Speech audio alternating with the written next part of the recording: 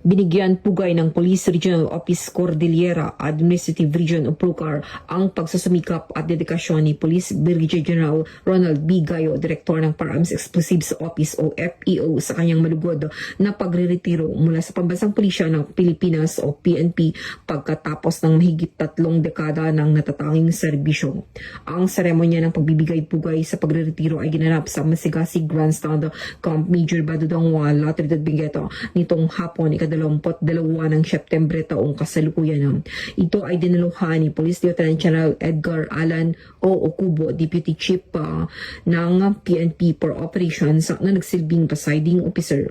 Pinagsama-sama ng mahalagang kaganapan ito ang mga pangunahing opisyal at kinatawan mula sa iba't ibang unit ng PNP, Local Government Unit at Bureau of Customs, kasama ang mga kaklase ni Police Brigadier General Gayo mula sa PNPA Patnubay Class of 1995, mga kabats mula sa elementarya at high school, mga kapamilya, kamag-anak, malalapit na kaibigan at iba pang tauhan ng PROCAR.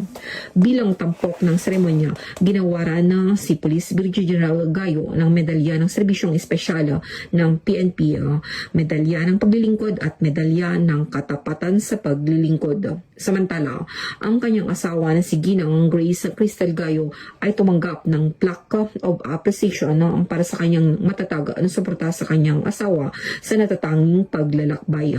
Sa kanyang mensahe ng pamamaalam, ipinahayag ni Police Brigadier General Gayo ang kanyang lubos na pasasalamat sa kanyang oras sa serbisyo. Taos-puso siyang nagpapasalamat sa mga tagapagturo na gumabay sa kanya at sa kanyang pamilya na nagbigay ng walang humpay na suporta at sa mga kabaro na naka-uniforme na naglingkod kasama niya. Bilang bahagi ng programa, binasa ni Police Colonel Francisco B. Bulwayan Jr., Hepe ng Regional Personnel and Records Management Division ng PROCAR, ang opisyal na retirement order. Kasunod nito, pinangunahan ni PEMS Rogelio M. Orlanda, the second Executive Senior Police Officer ng FEO, ang pagbaba at paglalagay ng personal na watawata ni Police Brigadier General Gayo.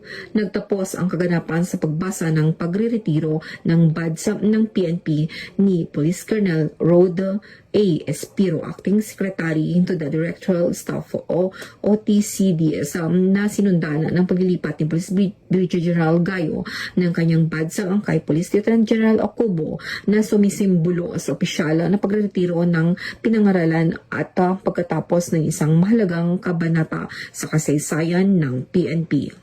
Si Police Brigadier General Gayo ay isang may pagmamalaking tubong Pangasinan at isang natatanging miyembro ng Philippine National Police Academy Patnubay Class of 1995. Ang kanyang pagre-retiro ay nagmamarka ng pagtatapos ng mahigit 3 dekada ng dedikado, walang pag-imbot at huwarang paglilingkod sa bansa. Mula dito sa Riyon ng Cordillera, ako ang inyong PNN correspondent, Police Master Sergeant Lenny Valerio, alagad ng batas, tagataguyod ng Balitang Pulis.